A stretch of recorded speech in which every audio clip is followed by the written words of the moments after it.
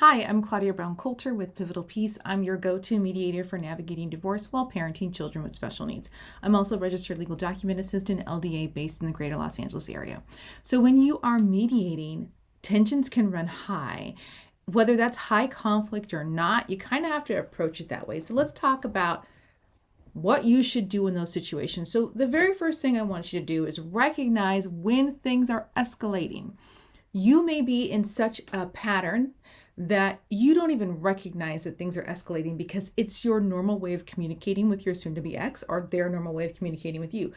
But I want you to pay attention to some things. So things are escalating. You have to listen to those verbal cues. Are there raised voices? Is there increased sarcasm? Are they constantly interrupting you? Are there personal attacks? This is when tensions are escalating. It actually may have nothing to do with you. Look at those non-verbal cues. Are they rolling their eyes? Are they crossing their arms? Are they sighing? If you're in person, are they leaning away? Do they turn off their camera? Are they kind of just like, right? That's always fun. Listen to their emotions. Are they defensive? Are they deflecting? Are they blaming you for everything? Are they continuing to bring up the past? And then you might not be able to tell this with them, but with you, you can notice, is your heart rate increasing? Is it harder for you to breathe? What are you feeling in your body? Are you beginning to get lightheaded? These are all things to let you know tensions are escalating. And yeah, that's not normal. It's not normal. So things and ways I want you to focus on. Number 2, strategies to de-escalate this conflict in your mediation. Take a pause. Ask to go to the waiting room. If you're in person, tell your mediator you got to take a little bit of a break and go get some fresh air. Use neutral language. Instead of picking up the rope in the tug of war or taking the bait, don't do it. Use neutral language about what you are feeling. I feel like we're not listening to one another right now, instead of you never listen. And if they never listen, they probably won't hear you when you say, I feel like we are not listening to one another right now. This isn't about them. High conflict communication, high conflict disputes, high conflict mediation is never, ever about the other person. It is always about you, because you can't control them. What can you control? You can only control yourself. This is about self-control. It is about self-control. If you don't want to hear me, that's okay. People don't like to hear this. They want to know what they can do to their ex. They want to know what they can do to their ex to force their ex to behave in a certain way. Let me tell you something. Your ex is already doing that to you. Every time you take the bait, every time you respond in the way that they are responding, every time you mirror their behavior, they are controlling you. They are in control. And you have to turn the tables by controlling yourself, having self-control. It will de-escalate this conversation. You have to reframe the topic. As they rehash the past, focus on the future of how you are going to move forward.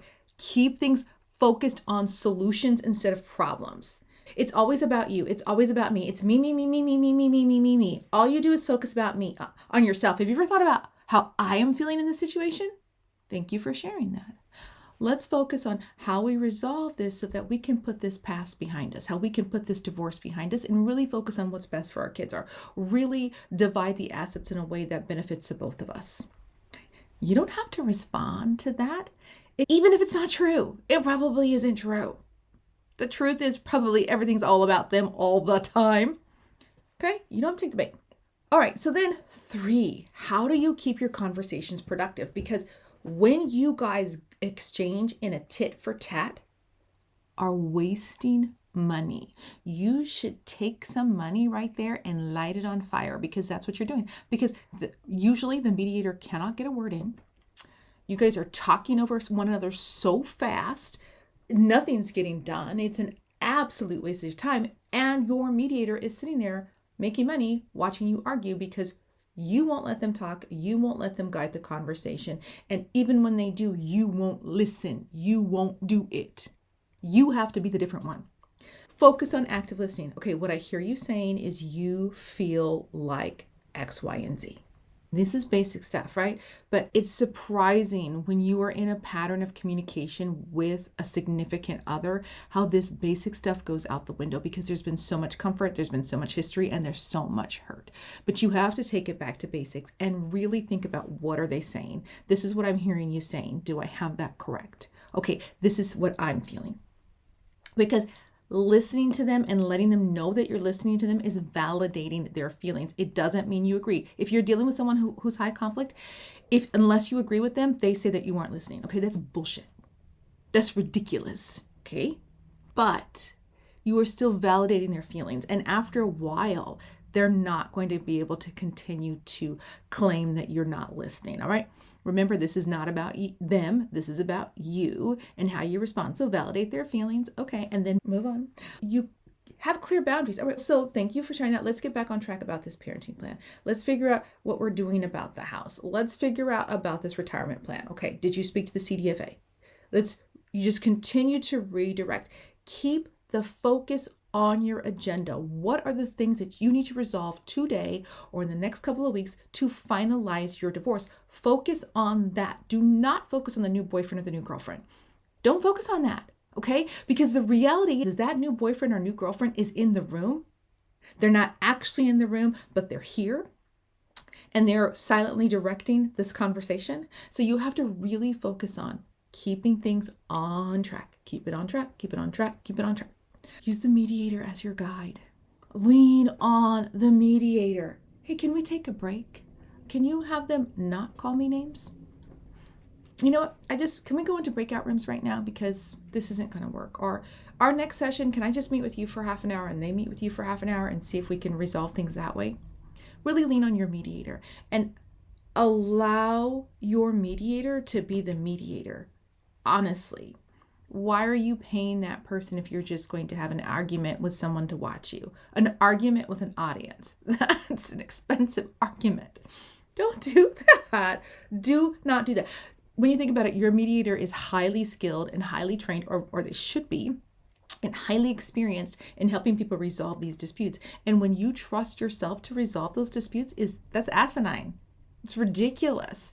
Please don't do that. All right. Can you tell this is hidden nerve with me? I'm a little frustrated with this. But hey, you know what? You want to burn cash. I guess it's okay. When things get this way, it's really important to take breaks. One of the ways that I run my practice is I don't usually let people mediate on Monday and come back on Wednesday. We don't go for 4 hours at a time. I'm like, you mediate on Monday, you come back on a Friday or the next week because you need time. You need time to think about their proposals. You need time for your nervous system to calm down. You need time for your emotions to get back in check and for you to really connect with what you want. And maybe to get past the hurt and go, I really can't stand this person's guts. Okay, I'm recommitted to finalizing this divorce and getting out of the past so I can get to the future. I'm going to worry about healing from them later because I can't stand that right now. I am going to focus on the future so I can get out of this relationship and get away from them. The caution is, if you're just running to get out of the relationship, you can leave a lot of money on the table. This is why taking the time in between the sessions will help you. It'll help calm your nervous system down. It'll help you get out of your right brain into your left brain so you can be more rational instead of reactional in your thinking. And it will really help you go, okay, who else do we need to have a conversation with to make sure that I'm not leaving money on the table, to make sure that this is a good deal that I'm signing off on. Okay. So the other thing, when you are in a mediation session, you feel like you're getting so frustrated, physically take out a pen and paper and start taking notes. Listen to what they say. Okay.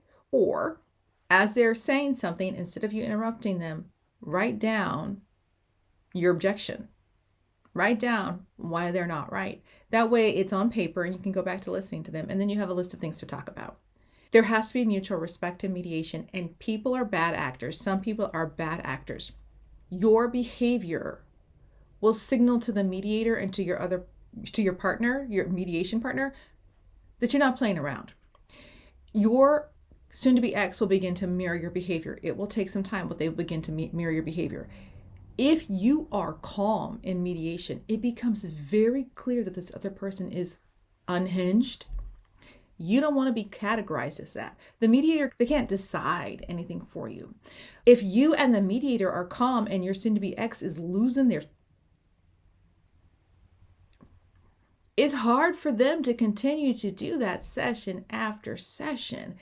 It'll die down. Because they're not getting anything from you. They're not feeding off of you, off that negative energy. They're not internally laughing like, I got them again. I got them again. All right, I just wasted more time. That's great. You know what? I'm not going to settle anyway. We're just going to go to court. I'm going to bleed them dry. You have more control than you think. But it really isn't about controlling the other person. It is about controlling you. You can do it. Gear yourself up. Steady your nerves. Get that courage going before that session and go, I am not going to take the bait. Put sticky notes around your computer. What can I control? I control myself. Stay calm. Stay focused on the future. Don't take the bait. Use the mediator for help. Ask for a break. Step out to the breakout room. Take a deep breath. Oh, you guys know my favorite. Do some tapping. Oh, you can't do the tapping on the screen? Do some tapping to calm yourself down under the table. It will make a world of difference. It will make a world of difference. Your mediation sessions will be far more productive. You will resolve things far faster if you do this. You can do this. If you found this video helpful, or you know someone that it would help, be a good friend, share it, go ahead and like, and I will see you next time.